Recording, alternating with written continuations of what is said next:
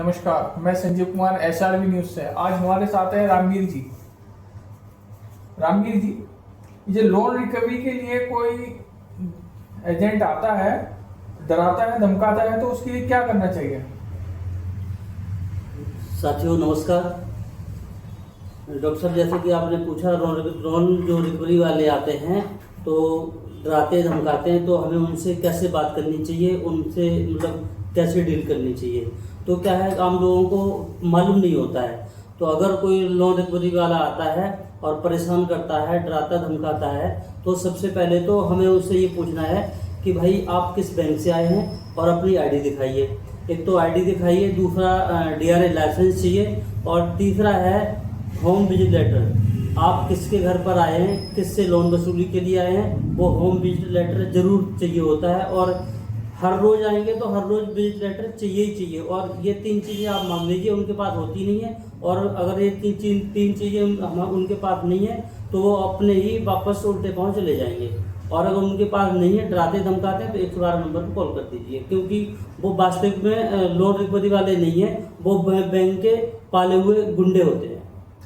अच्छा रामवीर जी, जैसे क्या आपने देखा आजकल हर लोग प्रॉपर्टी पे लोन लेते हैं और उनसे लोन लेने के बाद में कभी कभी EMI बाउंस हो जाती हैं, तो वहाँ पर आके जो बैंक के जो अधिकारी आते हैं, जो कर्मचारी आते हैं, वो ऑनर को डराते हैं, धमकाते हैं। फिर उनसे किस तरीके से बात करनी चाहिए, थोड़ा बताएंगे आप? जी बिल्कुल।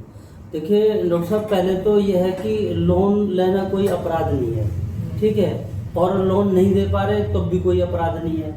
और अगर लोन आप नहीं दे पा रहे हैं तो कोई न कोई आपके साथ स्थिति खराब हुई है, आर्थिक स्थिति खराब है, इसीलिए आप लोन नहीं दे पा रहे हैं। कोई भी नहीं चाहता मेरे घर पे कोई कर्जदार आए और हमको डराए और परेशान करे, कोई भी नहीं चाहता है। तो उनसे तो यही है कि पहले तो ये बोलो कि हमारे यहाँ तो अभी स्थिति खराब चल रही है और हमें टाइम चाहिए। और जो भी आपको लगता है 8 महीने, 6 महीने, साल भर, उससे टाइम मांग लीजिए। और बैंक के अधिकार में होता है, RBI की गाइडलाइंस है, अगर कस्टमर लोन नहीं दे पा रहा है तो बैंक उसको टाइम दे सकता है।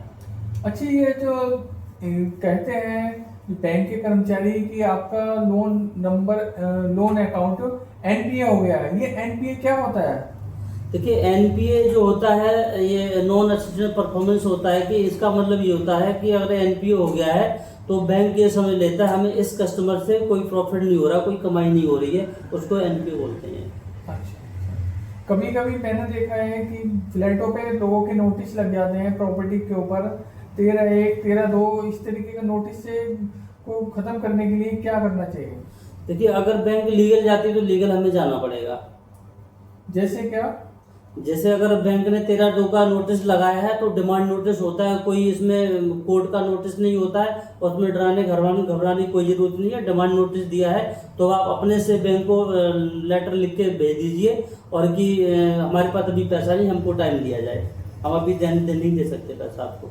13/1 के नोटिस के बाद में फिर दूसरा नोटिस कौन सा आता है और कब आता है, और उसका टाइम पीरियड क्या है? देखिए ये जो नोटिस, पहला नोटिस देते हैं तो उसके बाद इनके पास 60 दिन का समय होता है। आप 60 दिन में लेटर भेज दीजिए कि हमारे पास पैसा नहीं, हम अभी पैसा नहीं दे सकते, हमको टाइम दिया जाए, या मेरी जो किस्त चल रही है वो लोन की EMI है, उसको जो है ना लोन का टाइम पीरियड बढ़ा दीजिए, किस्त मेरी कम हो जाएगी तो हम उसको आसानी से दे देंगे। जो भी अपनी बात है उनकी सारी बात लिख के बैंक मैनेजर को आप भेज दीजिए, और वो आपकी 100% बात को सुनेगा।